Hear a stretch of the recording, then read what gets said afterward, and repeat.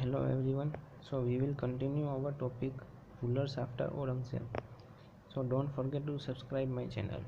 After seeing Farquhar in next video, we will see today now Rahifud Parajat. He ruled the shortest among Mughals, who Rafiud Darajat. So Rafidud Dawla. Sayyid Badr placed Rafiudullah in title as Shah Jahan II. Was opium edit. So who was Shah Jahan II? Rafiudullah. Now Muhammad Shah. Roshan Akbar became choice of Sayyid brother. Muhammad Shah, also called Rangila due to his luxurious life. Then he killed Sayyid brother with the help of Nizamul Mulk.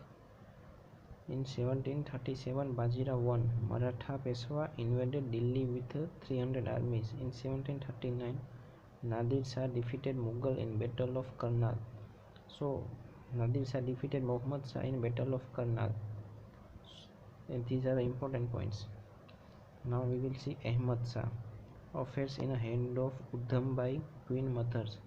Udham-bai title Qibla-i-Alam with the help of Javed Khan. And after Ahmad Shah, there comes Alamgir II, grandson of Jahandar Shah.